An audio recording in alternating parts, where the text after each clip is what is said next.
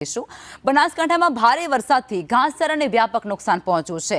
અસરગ્રસ્ત વિસ્તારમાં ઘાસચારો મોકલવામાં આવી રહ્યો છે, જેમાં 47 જેટલી ગાડી ભરી અને આ તમામ જે ઘાસચારો છે અસરગ્રસ્ત વિસ્તારોમાં મોકલવામાં આવ્યો છે। થરાદથી અલગ અલગ ગામોમાં આ ઘાસચારો વિતરણ કરવામાં આવશે, જેમાં ભરડાસર, તાખુવા અને કાસવી ગામમાં ઘાસચારો મોકલવામાં આવશે। માલને પશુને ખૂબ તંગી ઘાસચારાની હતી એટલે માન્ય શંકરભાઈ સાહેબે અમારા ગામમાં ઘાસ પોખતો કર્યો છે અને બધા વિસ્તારમાં ઘાસ પોખતો પશુઓ માટે કરેલું છે। મુશ્કેલી તો અમારા ગામમાં પાણીની મુશ્કેલી નથી, પણ ઘાસની મુશ્કેલી હતી। અમારું ગામ ઓછું એટલે પાણીવાળી મુશ્કેલી નથી, પણ પશુ અને ઘાસની મુશ્કેલી હતી। એ બદલ સાહેબનો ખૂબ ખૂબ આભાર, શંકરભાઈનો અને આખી સરકારનો ખૂબ ખૂબ આભાર।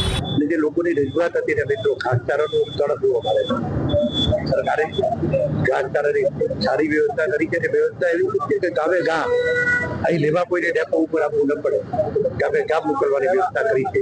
અહીંના લોકોની એક માગણી હતી કે ગાય ભેંસ માટે ખાસ સૂકું ઘાસ મળે, કેમ કે ઘણું બધું ઘાસ પલળી ગયું।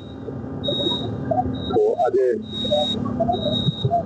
થરાદ તાલુકાની અંદર આપ જોઈ રહ્યા છો મોટા પ્રમાણમાં ટ્રકો આવી છે અને આ ઘાસ દરેક ગામ સુધી પહોંચાડવા માટેનું આગળ વધારી રહ્યા છે। પશુ માટે ખૂબ ઉપયોગી થશે। આ વિસ્તારમાં બહુ મોટી સંખ્યામાં ગાયો છે અને ગૌ માતા રાજી થશે।